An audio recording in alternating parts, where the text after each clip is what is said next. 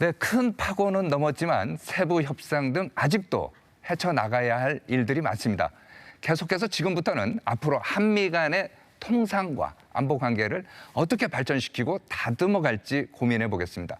먼저 저희가 준비한 영상 보시고 대담 이어가겠습니다.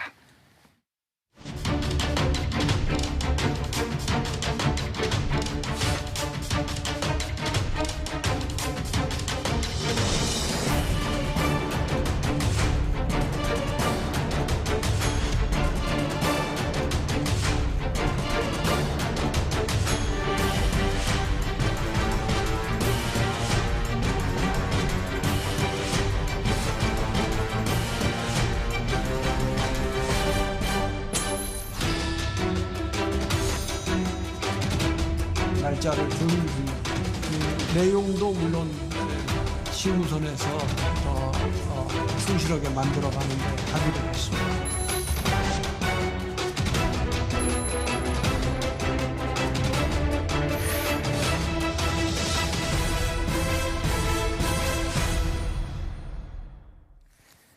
네, 일단 한숨은 돌렸지만 당분간은 지켜봐야 할 것 같습니다. 조만간 한미 대통령이 마주 앉는 정상회담에서 또 어떤 얘기가 나올지 모르기 때문입니다.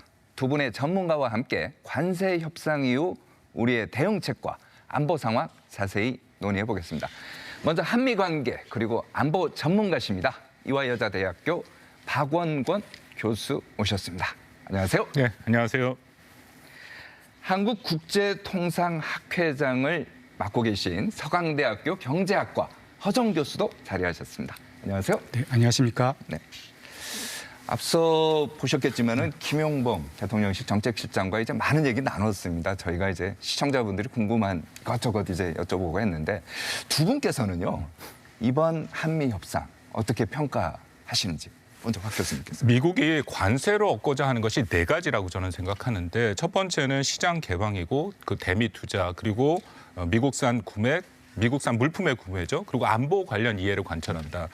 뭐 결론부터 말씀드리면 상당히 선방했다라고 저는 생각을 합니다. 선방. 예, 네. 그렇습니다. 왜냐하면 일단 시장 개방은 우리가 성공적으로 막았고 방금 저도 우리 김영건 실장 얘기하는 거 보니까 농축산물 시장 개방은 없다라고 아주 명백하게 얘기를 했고요. 나중에 말씀을 드리겠습니다만 미국도 더 요구 안 할 가능성은 저는 있다라고 보고요. 다만 검역이나 이제 그런 문제 있고 대미 투자는 또 이 말씀을 나누겠습니다만 실상은 우리가 조선업 빼고는 한 2천억 달러 정도이기 때문에 뭐 일본과 비교하면은 이것도 좀 선방했다라고 판단이 되고 미국산 구매에 대한 내용은 없습니다. 이건 약간 걱정되는 게 앞으로 네. 더 요구해 올 수 있고요. 그리고 마지막 안보적 이해 이게 불확실성이 크죠. 이제 정상회담을 앞두고 있었던 이 과정에서 그런 뭐 방위 분담이라든지 그런 것들을 요구할 가능성이 있다. 그렇지만 관세로 좁혀서 얘기를 하면 상당히 선방했다라고 생각합니다. 허 교수님 어떻게 보세요?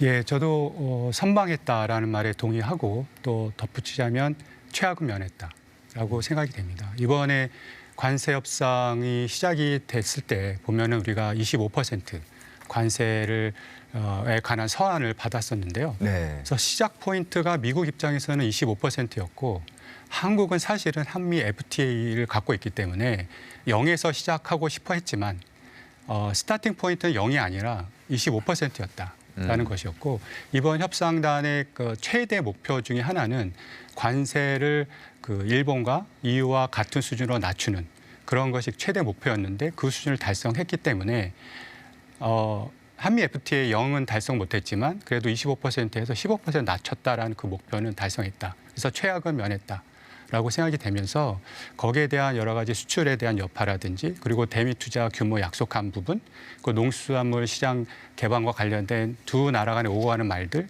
이런 부분에 대해서 좀 과제가 남았다 이렇게 좀 말씀드리고 싶습니다. 허 교수님께서는 이제 국제통상학회장도 이제 맡고 계시지 않습니까? 네. 누구보다 이제 잘 아실 것 같은데. 저희가 아쉬운 게 그거예요. 한미 FTA. 우리는 이제 미국과 FTA를 맺고 있는 나라잖아요. 그렇다면 이제 앞으로 FTA 어떻게 될 것 같아요? 한미 FTA는? 한미 FTA는 이제 법적인 효력은 이제 여전히 유효한 것으로 있는데요. 지금 협상 과정에서 보면은 한미 FTA가 전혀 고려되고 있지 않습니다. 자동차 관세 얘기를 좀 예를 들어 말씀드리면은 우리는 이제 제로 관세였었는데 여기서 15%로 이제 올라간 거죠. 일본 같은 경우는 2.5%에서 15%가 됐기 때문에 그 증가율이 12.5%가 된 겁니다. 그런데 우리는 0에서 15%를 맞추느라고 증가율이 15%가 되는 거죠. 그래서 이게 0을 고려하지 않은, 그러니까 우리나라의 스타팅 포인트를 고려하지 않고 미국에서 생각하고 있는 그 25%에서 얼마만큼 낮춰줄까라는 것으로 이 협상이 진행된 것은 한미 FTA를 전혀 고려하고 있지 않았다라는 것의 반증이라고 볼 수가 있습니다. 그래서 한미 FTA가 사실상 많이 훼손이 됐고 이 자동차뿐만이 아니라 지금 품목 관세를 보면은 50%를 맡고 있는 철강, 알루미늄, 네, 알루미늄, 네. 구리 등 또 앞으로 나오는 반도체, 의약품 역시 전혀 FTA가 고려되고 있지 않은 상황으로 보여집니다. 그래서 사실상 현재 무용지물이 되고 있지 않나 이런 생각이 좀 드는 그런 협상이었다라고 봅니다. 네. FTA와 네. 관련돼서 하나 좀 덧붙이면요. 네. 조금 큰 틀에서 보면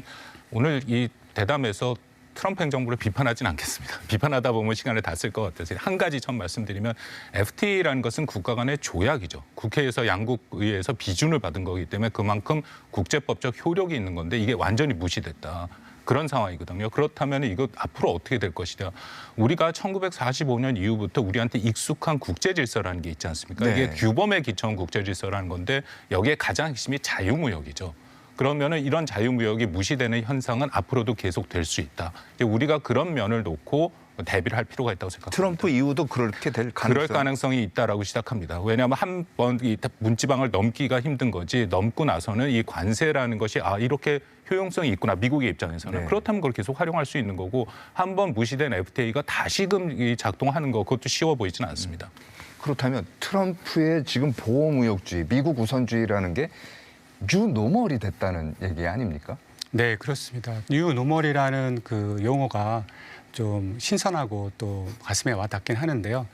이 뉴노멀이라고 시작되는 이 보호무역주의 시대가 개시가 된 것은 사실상 2017년 트럼프 1기 때부터 시작이 됐다고 볼 수가 있습니다. 그때는 4개 품목, 그다음에 중국이라는 단일 국가를 대상으로 한 상호 관세, 이것으로 보호무역주의가 시작이 됐었는데요. 네. 그때 높아진 그 보호무역주의의 그런 파고가 그 바이든 정부 때도 지속이 됐었습니다.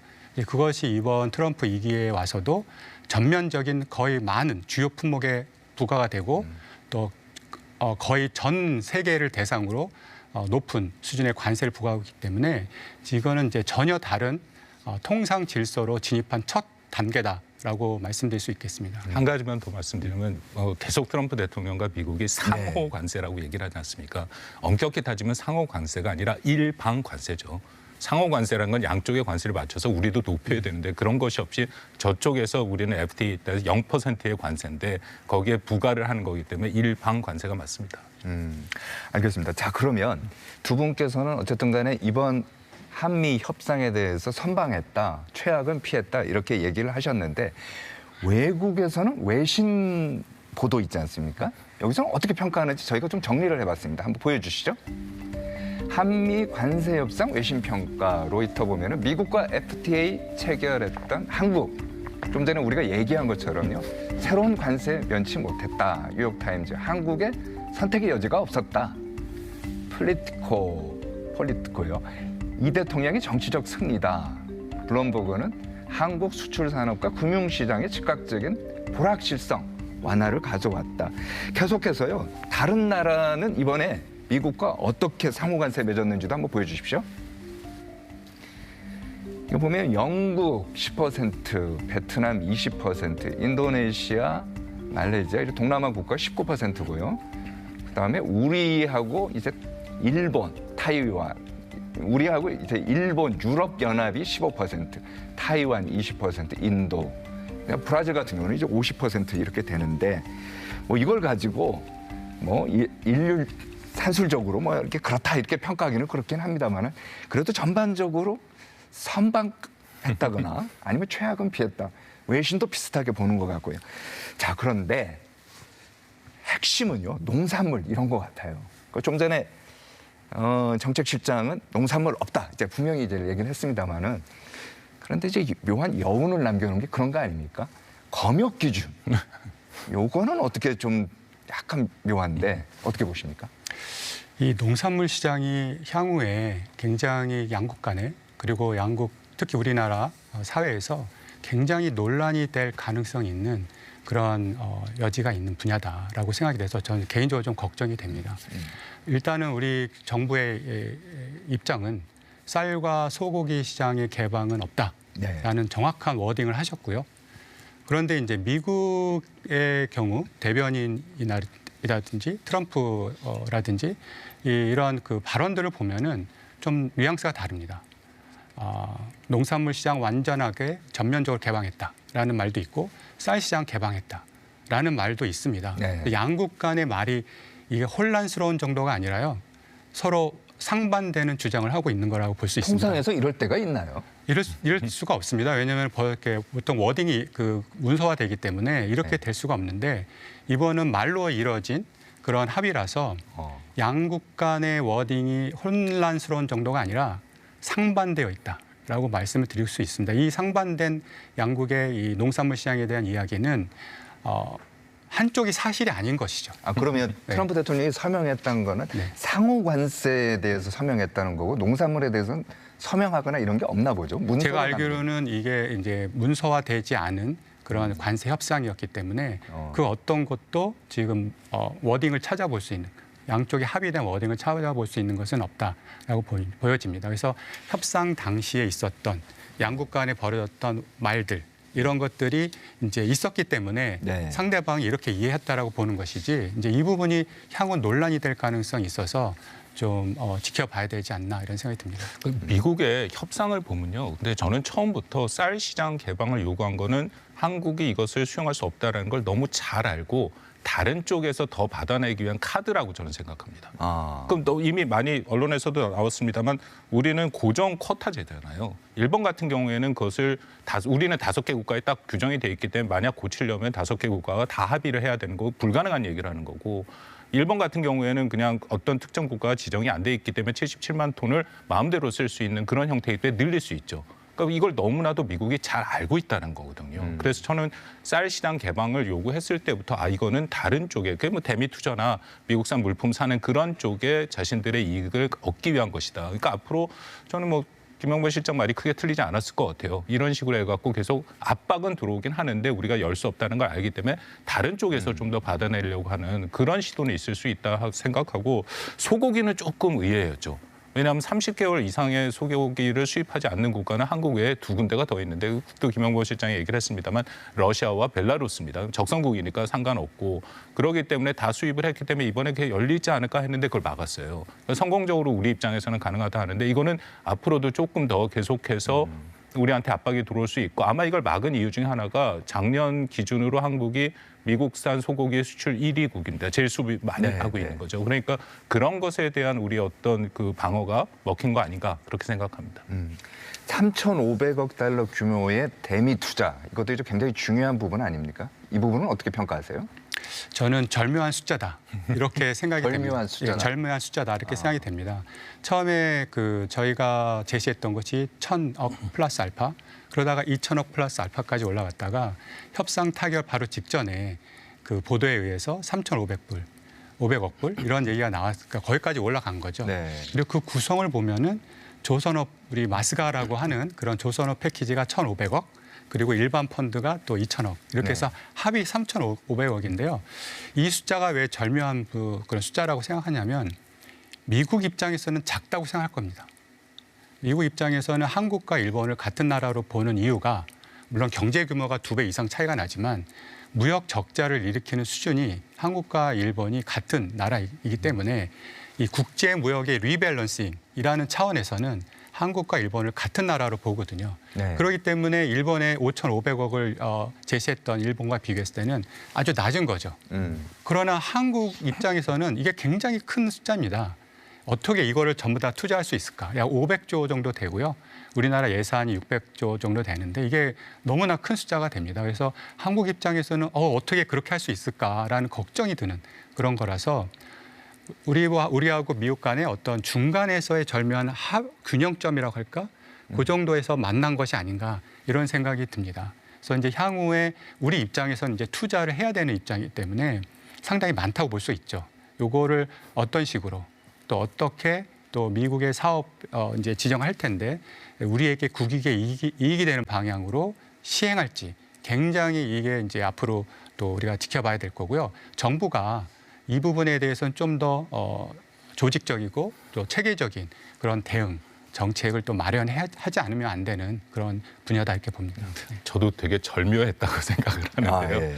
이게 그냥 경제 규모로만 놓고 보면 우리가 한 2천억 불 정도가 맞습니다. 일본 5,500불 기준으로. 네. 근데 사실은 저는 2천억 불 정도라고 생각을 하죠. 왜냐하면 2천억 불이 대미 투자라고 돼 있고 그리고 1,500억 불이 조선업에 들어가 있으니까 실질적으로 일본이 하는 수준으로 하면 우리가 2천억 불에서 일종의 선방을 했다라고 생각을 합니다. 선방이라고 말씀드린 게 방금 우리 허 교수님도 말씀하셨습니다만 미국은 계속해서 그 대미 무역 적자, 흑자 폭을 갖고 얘기를 하거든요. 우리가 660억 달러 작년 기준 그리고 일본은 685억 달러 대미 무역 흑자를 봤습니다. 차이가 안 나니까 그만큼 내라고 얘기를 한 네. 건데 이 부분은 선방을 했다. 근데 사실은 유럽이랑 비교하면 우리가 선방한 건 아닙니다. 유럽 같은 경우에 훨씬 많은 6,500억 달러의 대미 투자를 약속을 했는데 이 사람들 보니까 매년 어쨌든 유럽에서 EU에서 대미 투자액이 1,600억 달러 정도 돼요. 그러니까 그게 앞으로 5년간의 계산을 하면은 특별하게 더 모아서 할 필요는 없는데 일본 같은 경우에 이렇게 되면은 현재 매년 하고 있는 대미 투자의 7배를 더 해야 되고 우리도 사실은 더 많이 늘려야 되는 거는 분명하거든요. 그래서 일본과 비교하면 우리는 선방을 한 건 분명하지만 유럽과 비교해서는 우리가 부족하다라고 생각합니다. 이건 어떻게 생각하십니까? 이 프로그램 보시는 시청자분들께서 이거 궁금한 게 이거예요. 그러면 이렇게 많은 돈을 미국에다가 우리 기업들이 투자를 하게 되면은 국내는 어떻게 되냐 이거죠. 그만큼 우리 대기업들이 국내에 투자하는 게 좀 줄어들지 않을까? 이런 우려도 있거든요. 어떻게 네. 보세요? 그 부분에 대해서 지금 많이들 쓰고 있는 용어 중에 하나가 산업 공동화라는 용어를 많이 쓰고 있는데요. 근데 산업 공동화가 네 단계로 벌어집니다. 첫 번째는 국내 생산 시설의 해외 이전. 이거 마치 우리 해외 투자하는 것처럼. 두 번째로는 국내 투자 위축. 세 번째 현상은 고용의 감소. 마지막에 나타나는 현상은 산업 생태계 파괴. 그리고 지역 경제의 붕괴. 이렇게까지 이어지면 산업 공동화가 이제 벌어졌다 이렇게 보는 건데요. 지금 우리나라 대미 투자 규모가 3,500억 불, 펀드 규모죠. 그리고 또 대기업들 삼성과 그리고 SK 또 여러 대기업들의 직접 투자액도 여기 계산이 안 된 건데 그것도 다 합치면 한 1,000억 되지 않나 싶어요. 이제 그렇게 되면은 대규모 대대적인 미국 투자가 이루어질 겁니다. 이럴 경우에 과연 국내 투자가 같이 발생할 수 있을지 이 부분을 첫 번째 우리가 체크를 해야 되는데요. 한 가지 좀 말씀을 드리면 과거 2001년 중국이 WTO에 가입을 하고 나서 전 세계 선진국 중심으로 대중 투자가 대대적으로 일어났습니다. 네. 그리고 한국도 2000년 중반부터 2000 후반에 따라서 중국으로의 굉장히 큰 투자가 있었죠. 그때도 이 산업 공동화에 관한 우려가 한번 있었습니다. 근데 그때 연구 결과에 의하면 중국이나 동남아시아의 투자는 국내 투자와의 보완성이 강해서 국내 투자가 줄어들지 않았다. 고용도 줄어들지 않았다라는 그런 연구 결과가 있습니다. 그런데 이번은 중국과 혹은 동남아시아 같은 저개발 국가, 우리가 보완성이 있는 그런 나라가 아니라 우리보다 좀 잘 사는 그런 선진국, 그리고 우리가 강조하는 첨단 산업 분야에 대투자가 일어나는 거기 때문에 굉장히 그 국내 투자 여력이 좀 줄어들지 않을까 하는 것이 있고요. 또 투자를 하게 되면 수출도 많이 하거든요. 근데 지금 보면은 상호관세가 15%로 올라갔고 네. 또 철강 등 여러 원자재, 그다음에 반도체 여러 분야에서 고관세이기 때문에 이 수출 분야에 있어서도 가격 경쟁력이 좀 손실이 될 수 있고 그렇다 보면은 또 중견기업들이라든지 중간재 생산업체들도 따라서 대미 투자를 할 가능성도 있거든요. 그래서 지금 좀 지켜봐야 될 것이 국내 투자가 향후 2026년까지 약 1, 2년 사이에 어떻게 변할 것인가. 이 부분을 반드시 체크를 해야 됩니다. 그렇지 않으면 산업 공동화가 진행될 가능성이 있는 것이죠. 알겠습니다. 자, 디지털 분야 비관세 장벽 얘기도 좀 저희가 좀 해봐야 될 것 같은데 이게 보면 온라인 플랫폼법이라든지 고정 및 디지털 지도 반출 문제 이거 구글이 계속 요구하는 것 같더라고요. 왜 그런 거죠? 이게 사실은 조금 큰 틀에서 보면은 현재 이 디지털을 어떻게 규제하느냐가 국가마다 다 다릅니다. 그러니까 예를 들어서 미국 같은 경우에는 개방도가 가장 높은 국가고요. 한국은 사실은 개방도가 낮습니다. 이것을 통해서 우리는 국내 산업도 보호하고 개인 정보도 보호하고 그리고 북한과의 이런 문제가 있기 때문에 네. 우리는 더 이 정보에 대해서 민감할 수밖에 없는 거죠. 잘 아시다시피 구글 지도를 못 쓰지 않습니까? 우리는 한국만 나가면 중국도 못 쓰긴 합니다만 다 볼 수 있는 거. 이제 그런 면에서의 뭔가 이 협의의 여지는 있다. 근데 만약 이거를 바꾸려면 우리도 전반적인 디지털을 비롯해서 앞으로 이런 AI나 어떻게 규제를 할 것인가에 대한 그 고민이 필요하다라고 생각을 하고요. 앞에서 잠깐 우리 허정 교수님 말씀하신 그 국내 제조업 공동화에 대해서 제가 잠깐 말씀을 드리면 미국이 결국 원하는 것은 미국 국내에서 제조업을 부흥시키겠다는 거 아닙니까? 맞습니다. 그렇기 때문에 우리를 네. 보고 대미 투자를 계속하라고 하는데 과연 미국이 그렇게 제조업을 다시 부흥시킬 수 있을까에 대해서는 저는 굉장히 회의적인 입장이거든요. 딴 거는 다 차치하더라도 일단 그 미국의 1인당 국민소득이 8만 8천 불입니다. 우리는 지금 한 3만 6천 불 정도 되죠. 근데 이 정도인데도 우리도 그냥 일반 노동자를 못 구해서 해외에서 노동자들이 오는 판국인데 네. 그 비용을 맞춰서 미국이 제조업을 할 수는 없다라는 거고요. 제조업 환경도 다릅니다. 예를 들어서 반도체 같은 경우에는 24시간 365일 돌려야 되는데 미국은 그런 아예 그 노동 환경이 아니거든요. 그래서 과연 이렇게 투자를 요구를 하기는 하지만 실질적으로 이것이 이행될 수 있을까에 대해서는 좀 많이 두고 봐야 된다 생각합니다. 알겠습니다. 자, 트럼프 대통령 이제 그때 그렇게 얘기했죠. 2주 안에 한미 정상회담 열린다 이렇게 얘기했는데 사실 좀 전에 이제 제가 여쭤보니까 딱 잡아서 2주 안이라고 하기는 그럴 것 같고 계속 지금 협의를 하는 것 같아요. 어쨌든 간에 한미 정상회담 열릴 것 같은데 열리면요. 트럼프 대통령 우리 이재명 대통령께 뭐라고 할 것 같아요? 뭘 요구할 것 같아요? 중요한 거는 트럼프 대통령 머릿속에 있는 단어들이죠. 늘 그 의미는 그 머릿속에 있는 단어를 꾸준히 계속 얘기하는 그런 타입 아닙니까? 그 트럼프 대통령 입장에서는 한국에 대해서 갖고 있는 몇 가지 단어가 첫 번째는 조선업입니다. 네. 그러니까 윤석열 전 대통령이랑 처음 통화했을 때도 조선업 얘기를 했던 거고 그래서 이번에도 조선업이 아주 효과적으로 작동했다 생각하고요. 그리고 나머지는 방위비 분담입니다. 방위비요? 예, 끊임없이 얘기를 했죠. 지금보다 뭐 한 10배, 9배를 더 받아야 된다라고 얘기를 하고 있고 또 하나는 연합훈련과 전략자산 전개 비용에 대해서 2017년, 18년부터 이거는 매우 도발적이고 비싼 전쟁 게임이다라고 하면서 1기 때 비용을 요구를 했습니다. 그 부분이 있거든요. 그리고 마지막으로는 뭐 트럼프가 본격적으로 얘기를 하지 않았습니다만 1기 때 그 트럼프의 참모들이 얘기한 거 보면 주한미군 철수도 이 사람이 정말 원하고 있다. 이제 그런 게 머릿속에 있기 때문에 근데 이게 사실은 다 연계가 돼 있습니다. 그러니까 쉽게 말씀드리면 이런 거죠. 한국이 적절한 책임과 비용을 분담하지 않으면 주한미군 철수하겠다. 그 얘기거든요. 그래서 이 얘기는 아마도 앞으로 정상회담 준비 기간 중에 아까 말씀드린 것처럼 안보 이슈가 빠졌기 때문에 이 부분을 얘기할 가능성이 있고 안보 이슈가 빠졌다는 게 EU라든지 일본은 사실 안보 이슈에 대해서 일종의 다 정리가 됐습니다. 나토 국가는 5% 국방비 상승하기로 했고 근데 우리는 아직 그런 부분이 안 됐기 때문에 이것이 실무 차원에서의 의제로 올라갈 수도 있고 더 걱정은 막상 정상회담에서 불쑥 방위 분담 얘기나 그런 걸 요구할 가능성도 있다. 그러니까 우리가 그런 모든 거를 종합적으로 준비할 필요는 있어 보입니다.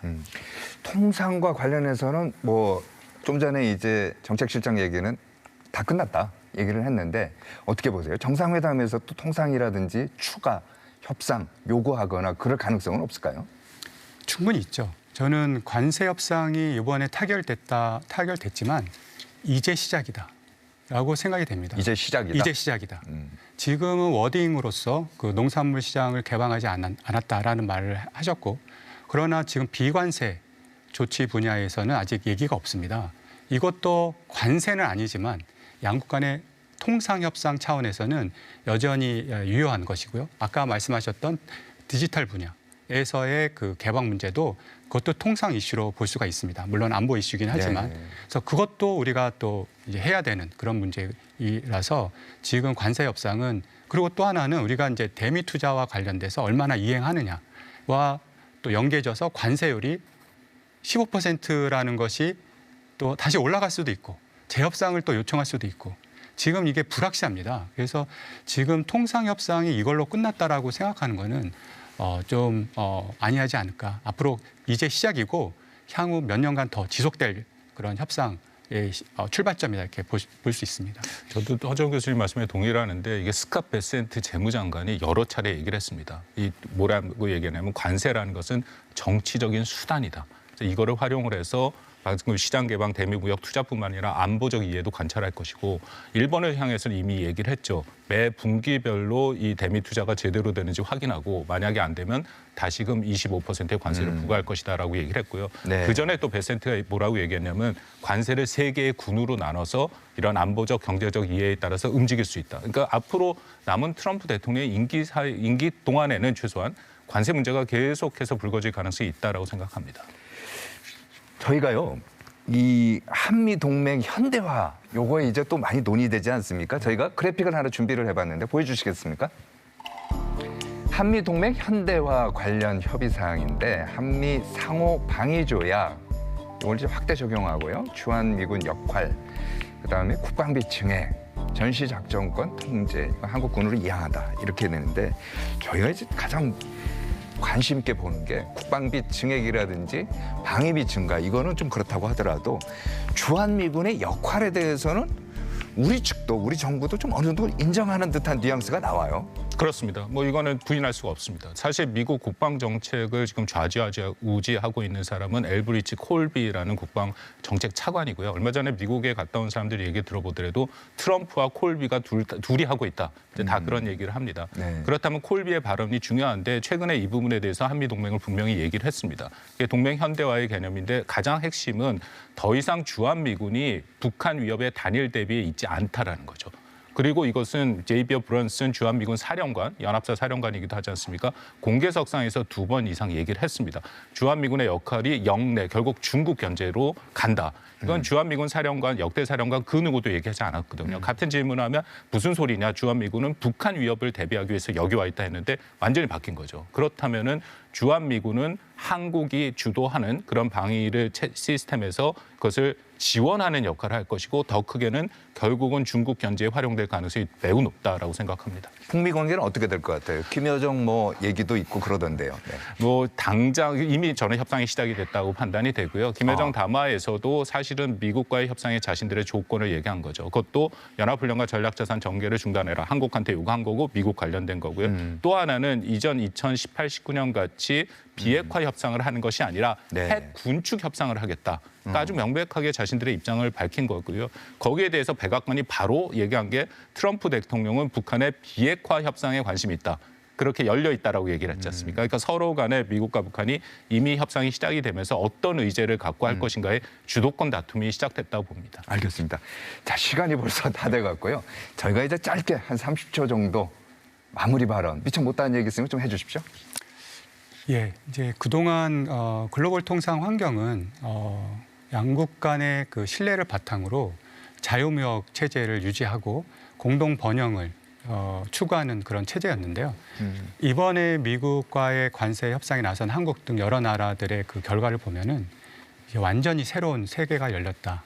그러니까 미국 언어로 말을 하면은 리밸런싱 하는 그런 차원으로 넘어갔고요. 한국도 더 이상 그런 환경 속에서 한국도 더 이상 수출로만 먹고 사는 그런 나라, 성장을 수출에만 의존하는 그런 전략보다는 수출과 더불어서 투자 그리고 여러 가지 산업의 재편성이라든지 종합적인 성장 대책이 시급하다 이렇게 말씀드리고 싶습니다. 네, 교수님. 이게 앞으로 다가온 정상회담이 저는 매우 중요하다고 생각하는데요. 이 정상회담을 통해서 우리가 선방했다라고 저랑 우리 호 교수님 다 같이 생각하는 이번 관세 협상 협정에 대해서 합의에 대해서 일정 수준 좀 더 제도화해서 불확실성을 없애고 가는 것이 중요하고요. 더불어서는 방금 말씀 나눈 안보에 대한 그 적지 않은 도전 요인이 있기 때문에 이번 정상회담을 통해서 더군다나 처음 하는 정상회담이고 트럼프 대통령은 상대국 지도자에 대한 호감, 비호감이 매우 잘 작용을 하는 사람입니다.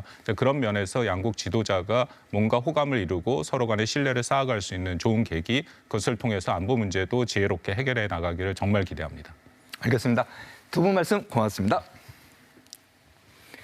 네, 트럼프가 밝힌 것처럼 2주 앞으로 다가온 두 정상의 만남. 그 어느 때보다 중요한 한미 정상회담이 될 것 같습니다. 굳건한 한미 동맹을 재확인하며 서로 신뢰를 쌓는 첫걸음을 떼야 합니다. 이번 한미 정상회담이 우리 앞에 놓인 난제를 풀어갈 지름길이 되길 간절히 바랍니다. 특집 이루어진다 라이브 오늘은 여기까지입니다. 시청해주신 여러분 감사합니다.